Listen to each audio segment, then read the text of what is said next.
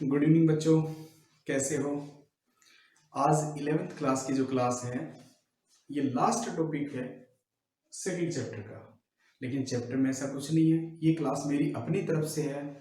मेरे मन में आई कि मैं कुछ बैंक से रिलेटेड भी बच्चों को बता दूं, क्योंकि बार बार हम कुछ टर्म्स यूज करेंगे और उन टर्म्स का आप लोगों को जानना बहुत ही जरूरी है। ठीक है, ये क्लास 12th क्लास के बच्चे भी देख सकते हैं, उनके भी काम की है। तो चलिए, आज मैं इस क्लास में पूरी कंप्लीट बैंक्स के बारे में बताऊंगा कि बैंकिंग सिस्टम कैसे काम करता है, कौन कौन सी हमारे पास चीजें होती है उसमें, और किन किन बातों का हमें ध्यान रखना पड़ता है। ठीक है, तो चलिए देखते हैं banks. Bringing it back to Japan. Ego wakarimasen. Ego wakarimasen. Aji America Jin. Ego wakarimasen. हम पढ़ेंगे आज बैंक के बारे में। ठीक है, अब बैंक के बारे में तो बहुत सारी चीजें होती पढ़ने के लिए। चलिए, जो जो माइंड में आती जाएंगी बताता जाऊंगा, कोई फिक्स क्लास नहीं है। देखिए, जैसे सबसे पहले मैं बात करता हूँ माइंड में, सबसे पहले बैंक का नाम लेते हैं, अकाउंट वर्ड यूज आता है। अकाउंट, इसको A/C लिख देते हैं हम, अकाउंट को शॉर्टकट में अपनी कमर्शियल लैंग्वेज में याद रखना है। तो अकाउंट क्या है? ठीक है, बैंक में, अब बैंक में तुम जाते हो, तुम्हारा अपना भी अकाउंट होगा, घर वालों का भी अकाउंट होगा, कोई जॉब करता है उसका भी अकाउंट है, मेरा भी अकाउंट है, कोई व्यापारी है मार्केट में उसका भी अकाउंट है। तो सबसे पहले हम इन अकाउंट्स के बारे में जानेंगे कि कौन कौन से अकाउंट्स होते हैं। ठीक है, तो एक अकाउंट होता है हमारे पास, इसमें अकाउंट, चलो ऐसे ले लेते हैं। अकाउंट्स जो होते हैं, ये एक अकाउंट होता है सेविंग अकाउंट। पहला अकाउंट कौन सा है? Saving account. सेविंग अकाउंट के लिए कोई स्पेशल कंडीशन नहीं होती, कोई भी इंसान, कोई भी आदमी जाके बैंक में जाके खाता खुलवा सकता है और अपना अकाउंट ऑपरेट कर सकता है, जिसको हम सेविंग अकाउंट बोलते हैं। मोस्टली यही खाते खोले जाते हैं एक आम पब्लिक के। ठीक है, तो समझ के सेविंग अकाउंट, जो तुम्हारा अकाउंट है वो सेविंग अकाउंट है। इसके बाद अकाउंट आता है एक करंट अकाउंट, सुना होगा करंट अकाउंट, आप लोगों ने नहीं सुना? ठीक है, सुनिए क्या होता है करंट अकाउंट, चालू खाता। करंट अकाउंट मोस्टली वो लोग यूज करते हैं जिनकी ट्रांजैक्शंस, जिनका लेन देन ज्यादा से ज्यादा होता है। हर दिन, कभी दिन में 2 बार पैसे निकाल रहे हैं, 2 बार पैसे जमा करवा रहे हैं, कभी लाख रुपए जमा करवा रहे हैं, कभी 50,000 रुपए निकाल रहे हैं। तो ये लोग जो, इसका मतलब क्या हुआ, व्यापारी वर्ग के लोग मोस्टली करंट अकाउंट ओपन करते हैं। ठीक है, करंट अकाउंट ओपन किया जाता है, समझ गए? इसमें कोई लिमिट नहीं होती, इसमें रेट ऑफ इंटरेस्ट जो होती है वो बहुत ही कम होती है। रेट ऑफ इंटरेस्ट बहुत कम होती है, ना कि बराबर समझो तुम, बहुत कम होती है। क्यों? क्योंकि ये फैसिलिटी तो केवल पैसे को सेव करने के लिए दे रहा है बैंक आपके लिए। इसमें थोड़ी सी रेट ऑफ इंटरेस्ट ठीक होती है इसके कंपैरिजन में। ठीक है, ब्याज की दर। नेक्स्ट, एक होता है आपके पास में FD, सुना होगा सबने, FD। FD बोलते हैं ना कि हमने 1 लाख की FD करवा रखी है, 20,000 की FD करी। FD का मतलब है फिक्स डिपॉजिट अकाउंट। क्या मतलब है? Fix deposit account. Fix deposit account, इस अकाउंट के अंदर पैसा जो जमा करवाया जाता है वो किसी स्पेसिफिक पीरियड के लिए जमा करवाया जाता है। मान लीजिए आपने पैसा 6 महीने के लिए जमा करवा दिया, मान लीजिए 1 साल के लिए, 2 साल के लिए, 5 साल के लिए, इस तरह से। तो जितना लेंथी पीरियड होगा, जितना टाइम पीरियड ज्यादा होगा, उसके लिए आप पैसे जमा करवाओगे तो आपको रेट ऑफ इंटरेस्ट ज्यादा मिलेगी। वैसे इन दोनों के कंपैरिजन में नॉर्मली भी इसकी रेट ज्यादा ही होती है। ठीक है, और एक होता है, ये बहुत कम बच्चे जानते होंगे, एक होता है RD, recurring deposit account. RD account कौन सा अकाउंट होता है? RD अकाउंट है, रेकरिंग डिपॉजिट अकाउंट। इसका मतलब ये हुआ कि ये अकाउंट भी इसी तरह होता है, लेकिन डिफरेंस क्या दोनों में समझना। इसमें मान लीजिए 1 लाख रुपए मैंने 1 ईयर के लिए जमा करवा दिए, तो ये मेरी होगी FD। 1 साल के बाद मैं जाऊंगा, जैसे 1 साल कंप्लीट होगा, मुझे विद इंटरेस्ट पैसा वापस मिल जाएगा। ठीक है, और अगर मैं बीच में जाके पैसे मांगता हूं तो मेरी FD की जो शर्तें थी वो खत्म हो जाएंगी और मुझे नॉर्मल ब्याज मिलेगा, नॉर्मल पैसा मिलेगा, एक ही साधारण ब्याज की तरह। ठीक है, वो बैंक पे डिपेंड करता है, कुछ लोग डिस्काउंट, वो कटौती काट लेते हैं, कुछ चार्जेस ले लेते हैं। RD अकाउंट, RD अकाउंट क्या, रेकरिंग डिपॉजिट अकाउंट क्या होता है? मान लीजिए यहां भी मुझे 1 लाख रुपए इकट्ठा करना है। कितना इकट्ठा करना है? 1 लाख रुपए। लेकिन यहां मैं जमा करवाता हूं बैंक में। कंडीशन क्या है इसमें, रेकरिंग में, इसके अंदर एक टाइम पीरियड बेस पे, रेगुलर बेस पे आपको पैसे जमा करवाने पड़ेंगे। एग्जांपल के लिए, जनवरी में 10,000 रुपए दिए मैंने, तो मैं फरवरी में भी 10,000 रुपए जमा करवाऊंगा, मार्च में भी 10,000 रुपीज डिपॉजिट करूंगा। इस तरह से मैं दिसंबर तक, या जब भी तक मेरा टाइम पीरियड है, तब तक मैं 10,000 रुपीज डिपॉजिट करवाऊंगा हर महीने। तो ये मंथली बेसिस, जैसे हम किस्तें देते हैं एक तरह से, इस तरह से हम पैसा जमा करवाएंगे और इसी को हम आरडी बोलते हैं। तो मुझे लगता है क्लियर हो गए मेरे पॉइंट, ठीक है। तो अब इसके अलावा और देखिए क्या अकाउंट होते हैं, ठीक है। अब अगर हम बात करें, थोड़ा सा और चलते हैं आगे, इसको मैं हटा देता हूं। अकाउंट्स के अलावा भी बहुत कुछ है जानने के लिए बैंक में। अब मैं बात करता हूं, एक आपने सुना होगा बैंक के अंदर वर्ड होता है कि चेक बुक, सुना है चेक बुक। बुक तो इसलिए बोल देते हैं कि उसमें बहुत सारे चेक होते हैं, बहुत सारे चेक होते हैं, इसलिए चेक बुक हो गई वो, ठीक है। तो ये चेक बुक होती है, ये बैंक के द्वारा इश्यू की जाती है और बैंक के द्वारा ये अपने ग्राहक को ही इश्यू की जाती है। जिसका बैंक में ग्राहक, जिस ग्राहक बैंक का कोई ग्राहक नहीं होता उसको बैंक चेक बुक इश्यू नहीं कर सकता। इट मीन्स उसके लिए, किसी बैंक के लिए किसी व्यक्ति का चेक बुक लेने से पहले उसका कस्टमर होना जरूरी है, ठीक है।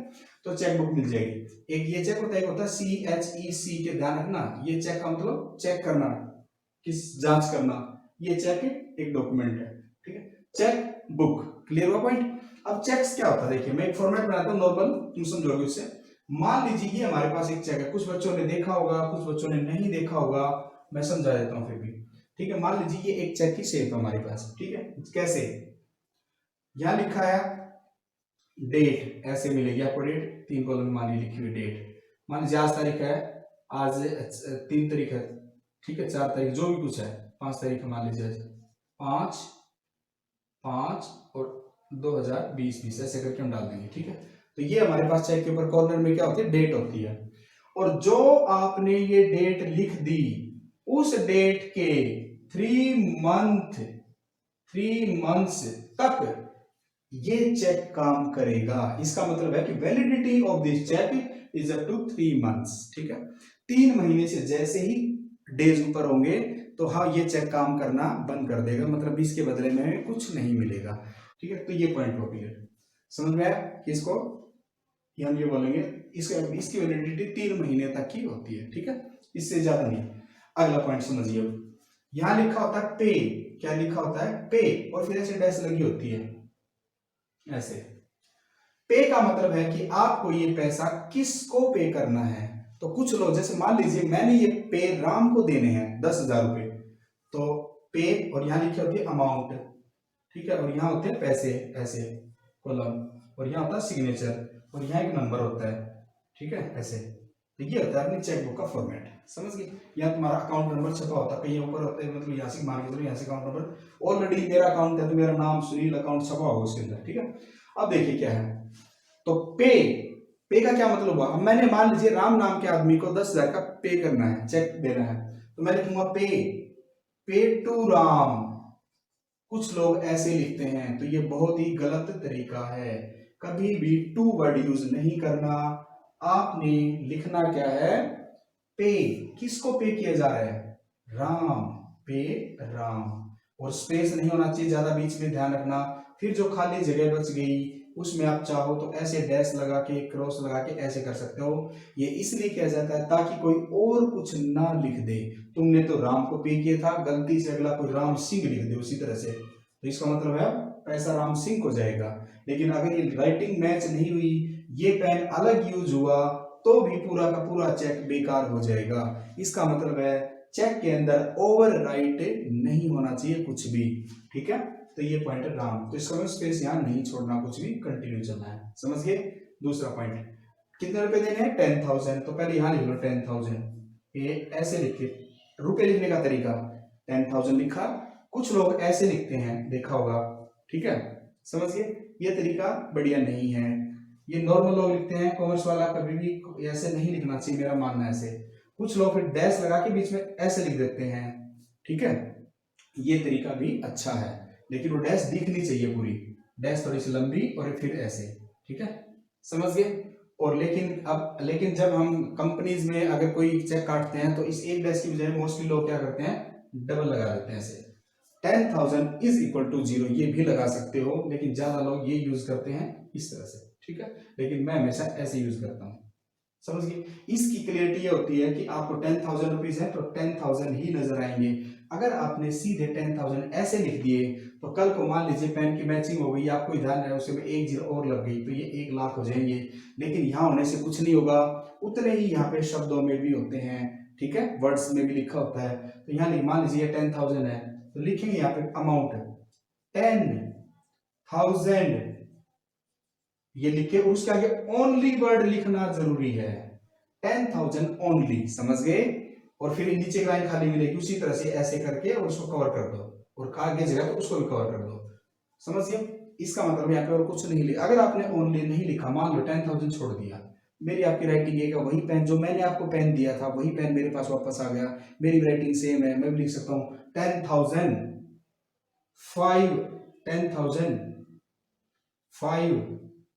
500 ओनली, तो मैंने करेक्शन कर दी इंग्लिश में, और मान लीजिए या 600 ओनली, और ये इसको ऐसे कर दिया, ठीक है, ऐसे बना दिया।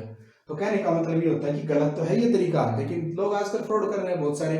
तो इन फ्रॉड सबसे बचने के लिए ही ये होता है, क्योंकि अगर आप ऐसे कर दोगे तो भी बैंक वाला पकड़ लेगा कि करेक्शन है, उसको डाउट लगेगा, तो वो किसको कॉल करेगा, जिसका चेक उसको कॉल करेगा कि आपने किसी बंदे को ऐसा चेक दिया है क्या। तो इसलिए ज्यादा स्मार्ट बनने की कोई जरूरत नहीं है, कभी भी गलत लोगों के साथ चक्कर में नहीं पड़ना, जो एक्चुअल कंडीशन होती है उसी को समझे। अब यहाँ पे कुछ होता है, ऐसे डिजिट लिखे होते हैं, ये होता है चेक नंबर। क्या होता है ये हमारे चेक का नंबर होता है, चेक नंबर, ठीक है, ये चेक का नंबर होता है कि इस नंबर का चेक हमने दिया है। और यहाँ पे फिर हम अपना क्या कर देते हैं, हम अपने साइन कर देते हैं जो भी है, ठीक है। तो इस तरह से हम अपने साइन कर देंगे तो हमारा ये चेक हो गया। क्लियर हुआ पॉइंट। अब मैं कुछ बातें और बता दूं चेक के बारे में, यहां से रिलेटेड आइए वापस, ठीक है। अब मान लीजिए ये चेक तो मैंने राम को दिया था, अब मान लीजिए चेक मैंने राम को नहीं देना, ये चेक तो मैंने खुद के लिए रखना है, ठीक है। तो मैं क्या करूंगा, तो मैं बैंक खुद रखने का मतलब है कि मुझे खुद चाहिए बैंक से पैसे निकालने मेरे ही अकाउंट से, तो मैं लिखूंगा पे, या मैं लिखूंगा सेल्फ, SELF, सेल्फ लिख दूंगा, और सेल्फ लिख के भी मैं मेरे पैसे जाऊंगा और मेरी चेकबुक से पैसे निकाल दूंगा। आगे समझ में। तीसरा पॉइंट मैंने कहा था ना राम लिखना, क्या बताया था मैंने, राम। इसमें क्या होगा, राम जाएगा बैंक में और वो पूछेगा तुम राम हो, तो चेक के पीछे पलट के चेक के पीछे कहेगा इस पे ना साइन कर अपने, उसको पेन देके वो विंडो पे साइन करवा लेगा, ठीक है।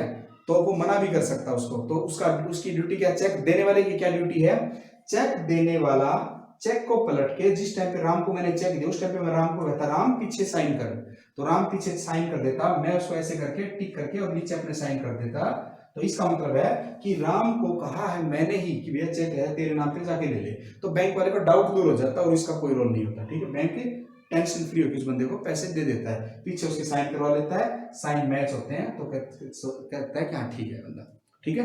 ये पॉइंट हुआ। अब तीसरा तरीका, मान लीजिए मैं चाहता हूं राम नगद पैसे ना ले, मुझे क्या पता चलेगा पैसे कौन निकाल ले गया, मैं तो अपना रिकॉर्ड मेंटेन करता हूं सारा, तो मैं क्या करूंगा, इस चेक के कॉर्नर पे ये 2 लाइन लगा दूंगा ऐसे, और ये 2 लाइन का मतलब होता है, इसको हम बोलते हैं क्रॉस्ड चेक। क्या बोलेंगे, क्रॉस्ड चेक, क्रॉस चेक बोलेंगे इसको, ठीक है। तो ये इसका मतलब चेक क्रॉस हो चुका है, तो क्रॉस चेक अगर दे दिया तो इसका मतलब ये हुआ सिंपल सा कि अब ये पैसे राम को नगद नहीं मिलेंगे, राम के खाते में जाएंगे पैसे।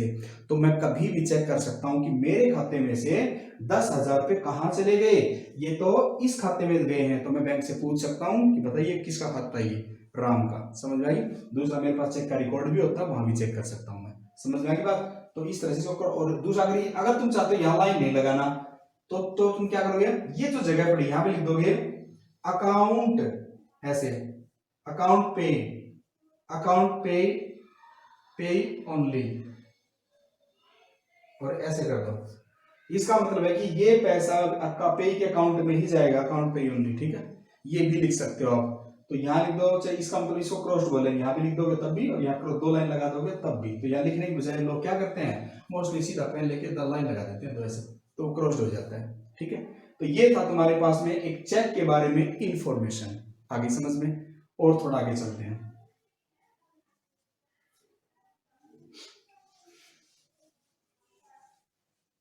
चेक के बारे में आपको पता चला, बहुत अच्छे।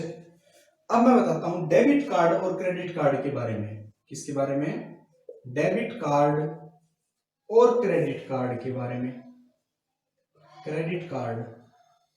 ये पॉइंट मैंने अभी जानबूझ के लिए बैंक के साथ, क्योंकि आगे जब तुम बैंकिंग का चैप्टर करोगे वहां भी आएंगे, लेकिन बेसिक टर्म्स आपको पता होनी चाहिए, नॉर्मल भी पता होनी चाहिए। डेबिट कार्ड का मतलब है कि आप बैंक में आपका अकाउंट होना चाहिए, ठीक है, आपके अकाउंट में पैसे होने चाहिए, ठीक है। तो बैंक अपने कस्टमर को डेबिट कार्ड देता है। क्रेडिट कार्ड के लिए आपका बैंक में अकाउंट होना कोई जरूरी नहीं है, बैंक में अकाउंट होना कोई जरूरी नहीं है, लेकिन इसके लिए बैंक में अकाउंट होना चाहिए। तो ये अकाउंट क्यों नहीं चाहिए भाई? क्योंकि इसका मतलब ही क्या है, क्रेडिट कार्ड। क्रेडिट का मतलब होता है साख, रेपुटेशन, उस आदमी की गुडविल, और किसी आदमी की गुडविल जो रूटीन में ऑनलाइन काम करते हैं उन लोगों की क्रेडिटिविटी बढ़ती जाती है, और उसी के लिए उनको क्रेडिट कार्ड बैंक इशू कर देता है बड़ी आसानी से। तो बिना अकाउंट के भी क्रेडिट कार्ड जारी किया जाता है। वो सेम ऐसे ही होता है जैसे डेबिट कार्ड होता है। डेबिट कार्ड को तुम अपनी भाषा में एटीएम, अपनी भाषा में सॉरी बैंक के एटीएम भी बोलते हो, एक ही बात है, एटीएम और डेबिट कार्ड, और यहाँ बोलेंगे क्रेडिट कार्ड। समझ में आ गई? इसमें क्या होता है, इसमें कोई भी माल खरीद लिया जाता है, ठीक है, और उसके बाद में पेमेंट होती है। माल खरीदने के बाद कुछ दिनों बाद, मान लीजिए माल आपने खरीदा 1 जनवरी को, पेमेंट हो जाएगी मान लीजिए 30 जनवरी तक करनी है आपको, ठीक है। तो 30 जनवरी को आप पेमेंट कर दोगे, तो बाद में माल खरीदने के बाद पेमेंट कर रहे हो। इसमें आपके अगर 1 जनवरी को आपने माल खरीदना है तो 1 जनवरी को 10,000 का माल अगर आपने खरीदना है तो 1 जनवरी को ही 10,000 रुपए आपके अकाउंट में होने चाहिए। इसके लिए अकाउंट ही नहीं है तो पैसे की जरूरत भी नहीं है, बाद में ऑनलाइन या बैंक में जैसे चेक डाल के पेमेंट कर दी जाती है। तो ये एटीएम और इसका मीनिंग था, ठीक है। तो ये कुछ बातें थी बैंक से रिलेटेड, बस मुझे इतना ही बताना था बैंक से रिलेटेड, ज़्यादा कुछ नहीं। और देखते हैं जैसे जैसे कुछ आती जाएंगी मैं बताता जाऊंगा। चलिए, थैंक यू।